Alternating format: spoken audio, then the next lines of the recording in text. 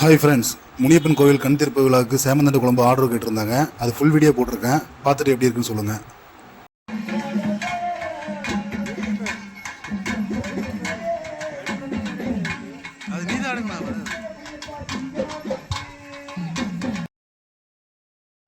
இது தாங்க சேமந்தண்டு. இது ஃபுல்லாக வந்து க்ளீன் பண்ணிகிட்ருக்காங்க, ஸ்கின்னெல்லாம் ரிமூவ் பண்ணிகிட்ருக்காங்க. அது ஒருவேளை வந்து ஒழுங்காக க்ளீன் பண்ணல அப்படின்னால் சாப்பிடும்போது ஃபுல்லாக அரிப்பெடுக்க ஆரம்பிக்கும். அதனால் சுத்தமாக க்ளீன் பண்ணிகிட்ருக்காங்க. இது முடிஞ்சதுக்கப்புறம் தான் சாம்பாருக்கு உண்டான ப்ராசஸ் கொண்டு போவாங்க.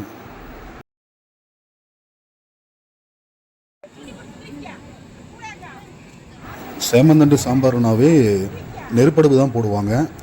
அது ஏன்னா அந்தளவுக்கு டேஸ்ட் கொடுக்கும், நெருப்படுப்பில் போட்டால் மட்டும்தான். அதனால் நெருப்படுப்பு போட்டிருக்கு, 2 டபரா போட்டிருக்கு. அங்கே பார்த்தீங்கன்னா கேஸ் அடுப்பில் சாப்பாடு வடிக்க போகிறாங்க. ஒரு 300 பேருக்கு நைட்டு சாப்பாடு கேட்டிருக்காங்க. அதனால் அரிசி போட போகிறாங்க.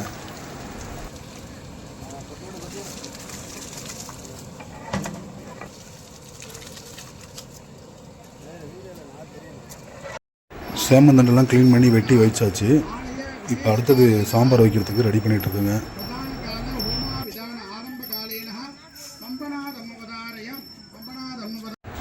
சேமந்தண்டு மட்டும் இல்லைங்க, இதுக்கு மெயினாக பார்த்தீங்கன்னா தலனி கொட்டை, அவரைக்கொட்டை இதெல்லாம் ஆட் பண்ணுவாங்க. அதுதான் இப்போ போட்டிருக்கு.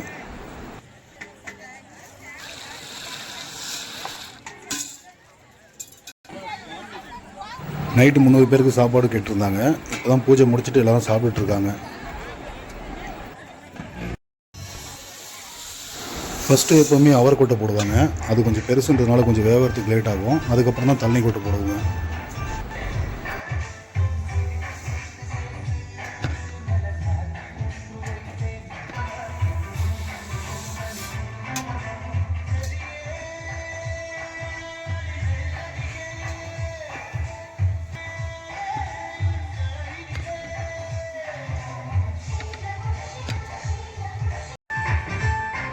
நீங்களே பார்த்தா தெரியும், தலனி கொட்டையும் அவரைக்கொட்டையும் நல்லா வெந்துருச்சு.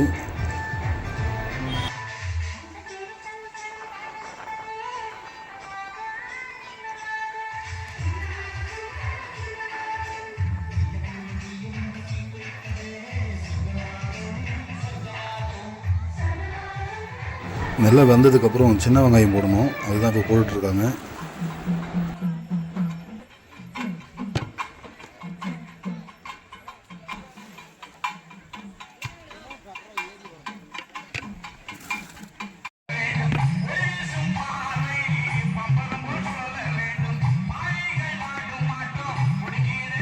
இப்போ பார்த்தீங்கன்னா சேமந்தண்டு போட்டாச்சு. அதை நல்லா கிண்டிகிட்ருக்குங்க.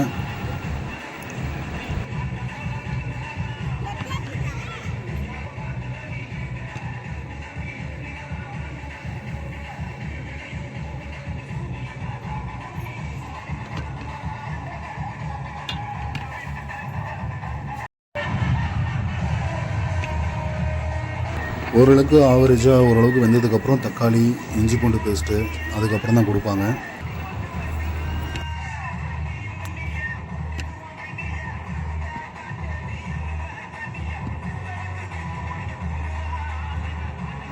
ரெண்டாயிரம் பேருக்கு செய்கிறதுனால அளவு வந்து பேஷனில் தக்காளி போடுவாங்க. இஞ்சி பூண்டு பேஸ்ட் வந்து கையில் அளவு எடுத்து போடுவாங்க. அப்போ தான் ஓரளவுக்கு அளவு தெரியும் அவங்களுக்கு எவ்வளோ போடுறங்க அப்படின்றதுக்காக. அதிகமாகவும் போடக்கூடாது, கொஞ்சம் இனிப்பு வந்துடும்.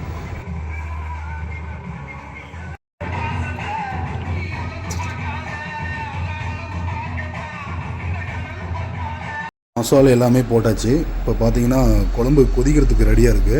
நல்லா கொதிக்கணும். கொதிச்சா தான் அந்த குழம்பு டேஸ்ட்டும் வரும்.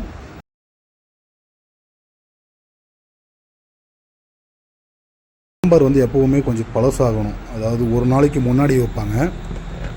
அது சேமந்தண்டு குழம்பு பொறுத்த வரைக்கும் ஒரு நாளைக்கு முன்னாடி வச்சா தான் நல்லா டேஸ்ட்டாகவும் இருக்கும். அது வரைக்கும் சூடாகவும் இருக்கும். நல்லா கொதிச்சிட்ருக்கு. நீங்களே பார்த்தா தெரியும் உங்களுக்கு. இன்னும் நல்லா கொதிக்கணும். ஒரு வழியாக சேமந்தண்டு குழம்பு ரெடி ஆகிடுச்சு.